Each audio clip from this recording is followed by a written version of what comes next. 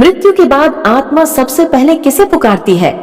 मित्रों, मनुष्य जब जन्म लेता है उसी क्षण उसके मृत्यु का समय भी निर्धारित कर दिया जाता है। हम सब जानते हैं कि मृत्यु निश्चित है, परंतु यह सबसे बड़ा रहस्य है कि मृत्यु के बाद आत्मा के साथ क्या होता है। धन, परिवार, यश, वैभव सब इसी संसार में रह जाते हैं, लेकिन आत्मा अकेली निकल पड़ती है एक अज्ञात यात्रा पर। हिंदू धर्म के महान ग्रंथ गरुड़ पुराण में कहा गया है कि मृत्यु केवल अंत नहीं बल्कि एक नया द्वार है, एक ऐसा द्वार जिसके पार आत्मा को अपने किए गए कर्मों का फल भोगना पड़ता है। मृत्यु का क्षण कैसा होता है? जब सांस धीरे धीरे टूटती है, जब शरीर निस्तेज हो जाता है, जब आंखों की रोशनी मंद पड़ जाती है, तब आत्मा शरीर से अलग होकर एक नए मार्ग पर बढ़ती है। उस मार्ग पर न कोई साथी होता है, न कोई संबंधी। जिसके अच्छे कर्म होते हैं उसे प्रकाश मिलता है, और जिसने पाप का मार्ग चुना उसे घना अंधकार घेर लेता है। मित्रों, हम आपको बता दें कि गरुड़ पुराण के अनुसार मृत्यु के बाद आत्मा जब पहली बार अंधकार और भय में डूबती है तो वह असहाय होकर सबसे पहले किसी को पुकारती है। तो कौन होते हैं वह जिसे आत्मा सबसे पहले पुकारती है? क्या वे सचमुच आत्मा को बचा पाते हैं? तो आज की इस ज्ञानवर्धक परिस्थिति में हम आपको पुराण के उस रहस्य के बारे में बताएंगे जिसे शायद ही आप जानते हो। मित्रों, आप इस ज्ञानवर्धक परिस्थिति में खो जाएं। उससे पहले आपसे से आग्रह है कि इस वीडियो को एक लाइक करके कमेंट में जय गरुड़ देव अवश्य लिख दें। साथ ही इस वीडियो को आखिरी तक जरूर देखें, क्योंकि यह गरुड़ पुराण की कथा है और भगवान श्री हरि विष्णु कहते हैं कि मनुष्य को कभी भी गरुड़ पुराण की किसी भी कथा को आधा अधूरा नहीं सुनना चाहिए। तो चलिए शुरुआत करते हैं आज की इस परिस्थिति की। मित्रों, बहुत समय पहले एक समृद्ध नगर में धर्मराज नाम का एक व्यक्ति रहता था। नाम तो उसका धर्मराज था, जिसका अर्थ ही है धर्म का पालन करने वाला। परंतु नाम और कर्म में बहुत बड़ा अंतर था। धर्मराज बाहर से धार्मिक दिखता था, सुबह मंदिर जाता, तिलक करता, दान देने का दिखावा करता। लोग सोचते यह बड़ा पुण्यात्मा है, लेकिन भीतर से वह स्वार्थ और पाप से भरा हुआ था। वह निर्धनों का धन हड़प लेता, व्यापार में छल करता और दूसरों की पीड़ा पर हंसता। उसके लिए धर्म केवल दिखावे की चीज थी। समय बीतता गया, धर्मराज बूढ़ा हुआ, पर उसके भीतर का लोभ और घमंड और भी बढ़ता गया। फिर एक रात अचानक जब वह अपने शयन कक्ष में सोया हुआ था, एक तेज दर्द ने उसके हृदय को जकड़ लिया। उसकी सांसें तेज हो गई, आंखें फटी की फटी रह गई। परिवार वाले दौड़े आए, किसी ने पानी पिलाने की कोशिश की, किसी ने वैद्य को बुलाया, लेकिन नियति का लेखा कोई टाल नहीं सकता। कुछ ही पलों में उसकी सांसें टूट गई, उसकी आंखें खुली रह गईं और शरीर निस्तेज होकर बिस्तर पर ढह गया। मित्रों, उसी क्षण धर्मराज ने देखा उसका शरीर तो बिस्तर पर पड़ा है और चारों ओर परिजन विलाप कर रहे हैं, परंतु वह स्वयं अब उस शरीर से अलग खड़ा है। उसने चिल्लाकर कहा, मैं यहाँ हूँ, देखो मैं जीवित हूँ। पर कोई उसे सुन नहीं रहा था। धीरे धीरे उसे एहसास हुआ कि अब वह शरीर से अलग हो चुका है। यही थी मृत्यु।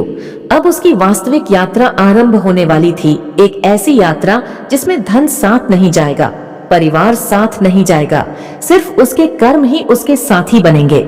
मित्रों, यहीं से शुरू होता है मृत्यु के बाद आत्मा का पहला अनुभव। धर्मदत्त की आत्मा अब शरीर से अलग हो चुकी थी। उसने चारों ओर देखा, परिवारजन रो रहे थे, पत्नी विलाप कर रही थी, पर कोई उसे देख नहीं पा रहा था, कोई उसकी आवाज नहीं सुन पा रहा था। वह चिल्ला चिल्ला कर बोल रहा था, मैं यहाँ हूँ, मुझे देखो, मैं मरा नहीं हूँ। लेकिन उसकी आवाज केवल शून्य में गूंज कर खो जाती। धीरे धीरे उसके चारों ओर का वातावरण बदलने लगा। जहाँ अभी तक घर का शोरगुल था, वहाँ अचानक गहरा अंधकार छा गया। उसके पैरों के नीचे जमीन गायब हो गई। वह शून्य में लटकता हुआ महसूस करने लगा। चारों ओर काली हवाएं बहने लगी। कभी किसी अज्ञात प्राणी की हंसी सुनाई देती, तो कभी किसी के रोने की करुण पुकार। आत्मा यह सब सुनकर कांप उठी। उसने डर कर कहा, यह कैसा स्थान है, मैं कहाँ आ गया हूँ? जैसे जैसे आत्मा आगे बढ़ी, अंधकार और गहरा होता गया। कभी उसे लगता कोई उसका पीछा कर रहा है, कभी लगता कोई उसे पकड़ने वाला है। उसका दिल तेजी से धड़क रहा था। पर यह कोई साधारण धड़कन नहीं थी। यह आत्मा का भय था। आसपास की हवाएं मानो उसे खींच रही थी, कभी गरजती, कभी कराती, कभी हंसती। वह पूरी तरह अकेला था। मित्रों, अंधकार के बीच कांपती हुई आत्मा अचानक रुक गई। चारों ओर का वातावरण बदलने लगा। हवा और भारी हो गई, जैसे किसी तूफान की आहट हो। धरती कपकपाने लगी, आकाश में बिजली चमकी और भयंकर गर्जना गूंज उठी। धर्मराज की आत्मा भय से कांपने लगी। उसने चारों ओर देखा। दूर से दो परछाइयां धीरे धीरे उसकी ओर बढ़ रही थी। जैसे जैसे वे निकट आए, आत्मा ने देखा वे साधारण प्राणी नहीं थे। उनकी ऊंचाई साधारण मनुष्य से कई गुना अधिक थी। नेत्र अंगारे की तरह लाल चमक रहे थे। दांत लोहे के समान कठोर और लंबे, जो उनके होठों से बाहर झांक रहे थे। हाथों में लोहे के पाश और गधा। शरीर पर काले बादलों जैसे वस्त्र और चेहरों पर भयावह मुस्कान। वे थे यमदूत। धर्मराज चीख उठा, तुम कौन हो? तुम मुझे कहां ले जा रहे हो? मैं निर्दोष हूं, मुझे मत छुओ। लेकिन उसकी चीखों का उन पर कोई असर नहीं हुआ। उन्होंने कहा, हे आत्मा, हम यमराज के दूत हैं। तेरा समय पूरा हो चुका है। अब तुझे न्याय के लिए यमलोक चलना होगा। मित्रों, यह सुनकर धर्मराज भागने की कोशिश करने लगा। उसने सोचा शायद मैं बच जाऊं, पर वहां कोई स्थान नहीं था जहां वह छिप सके। एक यमदूत ने लोहे का पाश उठाया और उसकी ओर बढ़ाया। वह पाश चमकते हुए आत्मा को जकड़ने लगा। आत्मा तड़प उठी, चिल्लाई, नहीं, मुझे छोड़ दो, मैं अपने घर जाना चाहता हूँ। मेरी पत्नी, मेरे बच्चे मुझे बुला रहे हैं। पर यमदूत कठोर स्वर में बोले, तेरा घर अब यमलोक है। तेरा परिवार तुझे अब नहीं देख सकता। तेरे कर्म ही तेरा साथ देंगे। मित्रों, यमदूतों की भयानक पकड़ में कांपती हुई धर्मराज की आत्मा अब असहाय थी। उसके चारों ओर सिर्फ अंधकार था। उसका हृदय भय और वेदना से चित्कार कर उठा और उस क्षण उसके मुख से पहली पुकार निकली, माँ, माँ, कहाँ हो तुम? मुझे बचा लो, मैं बहुत डर रहा हूँ, मुझे अपनी गोद में छिपा लो। मित्रों, गरुड़ पुराण कहता है, मृत्यु के बाद आत्मा सबसे पहले अपनी माता को पुकारती है, क्योंकि जन्म के क्षण से लेकर जीवन के हर संकट तक माँ ही सबसे बड़ा सहारा होती है। माँ की गोद ही वह स्थान है जहाँ बच्चा सबसे सुरक्षित महसूस करता है। आत्मा के लिए उस समय सबसे पहला सहारा, सबसे पहली स्मृति माँ ही होती है। धर्मराज की आंखों के सामने उसकी माँ की छवि उभर आई। वह वही माँ थी जिसने बचपन में उसे गोद में झुलाया था, रातों को जाग जाग कर उसे दूध पिलाया था, हर आंसू पोंछा था। आत्मा चीख चीख कर कह रही थी, माँ, तुम तो कहती थी कि हमेशा मेरे साथ रहोगी। आज मैं अकेला हूँ, मुझे बचा लो। मित्रों, लेकिन यमदूतों की दुनिया में ना कोई माँ थी ना पिता। माँ का शरीर तो संसार में था, जो अब शोक से करा रहा था। वह आत्मा को न देख सकती थी, न सुन सकती थी। आत्मा ने चारों ओर देखा, सिर्फ अंधकार था। माँ की गोद अब केवल एक स्मृति थी, एक सपना। तभी एक यमदूत कठोर स्वर में बोला, हे आत्मा, तेरी माँ ने तुझे जीवन दिया था, पर मृत्यु के बाद कोई माँ अपने पुत्र को नहीं बचा सकती। यहाँ केवल तेरे कर्म ही तेरे साथ होंगे। यह सुनकर आत्मा सिसक पड़ी। उसके आंसू अब अदृश्य थे, पर पीड़ा अपार थी। उसका मन और भी बेचैन हो उठा। अगर माँ भी मेरी मदद नहीं कर सकती, तो अब मुझे कौन बचाएगा? माँ को पुकारने के बाद जब आत्मा को कोई उत्तर न मिला, तब उसका भय और भी बढ़ गया। हृदय कांप उठा और मन ने अगला सहारा खोजा, वह सहारा जिसने जीवन भर उसे संभाला था, जिसके कंधे पर बैठकर उसने बचपन देखा था, जिसके संरक्षण में उसने संसार को पहचाना था। उसकी आंखों के सामने पिता की छवि उभर आई।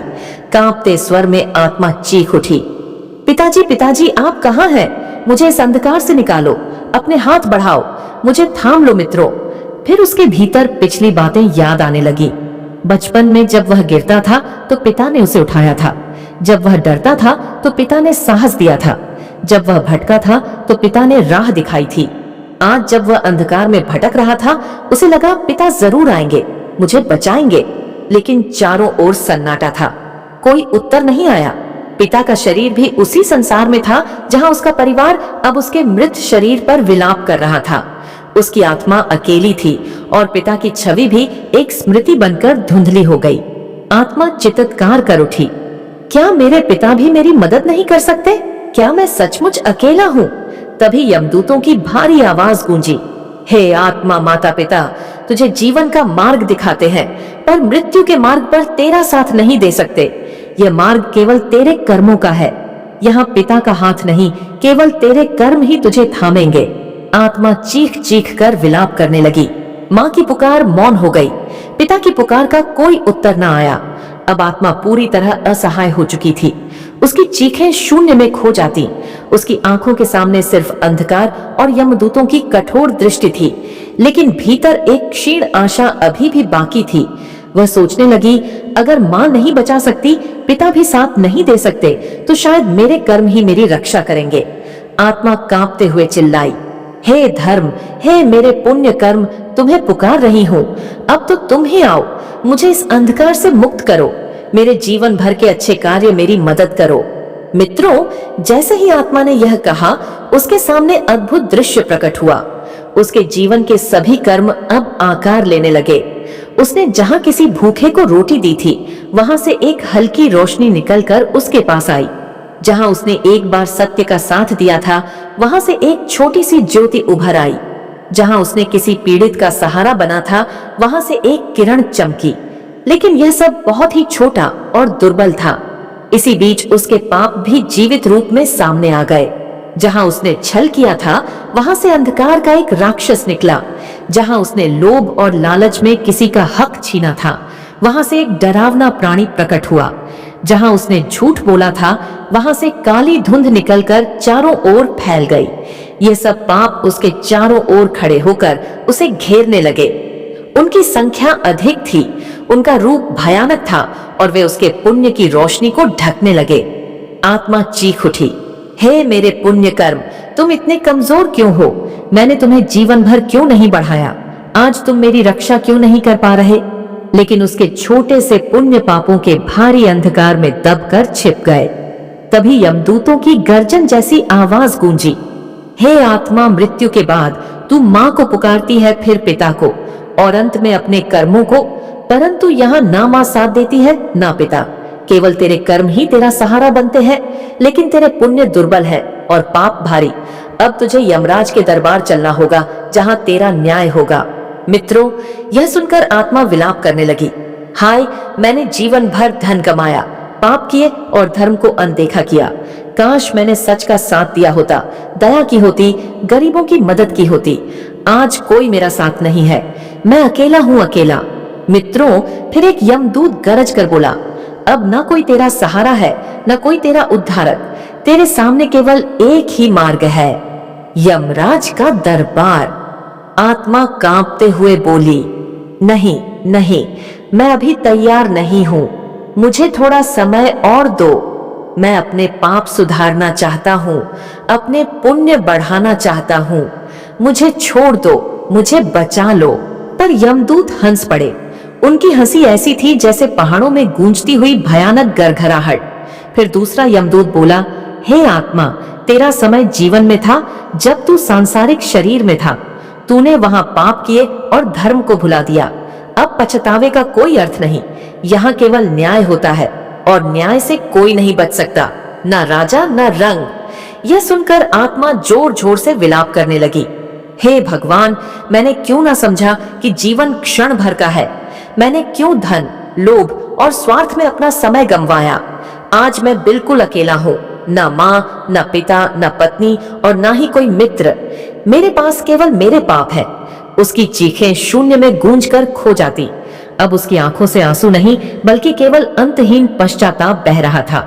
मित्रों, इसलिए कहते हैं कि धन, परिवार, यश, वैभव, यह सब इसी संसार में रह जाते हैं और सिर्फ आपके अच्छे कर्म ही आपके साथ जाते हैं। इसलिए हमेशा अच्छे कर्म ही करें। तो मित्रों, यदि आपको यह वीडियो पसंद आई हो तो कृपया इसे एक लाइक करके इसे अपने मित्रों, बंधुओं के साथ शेयर अवश्य करें।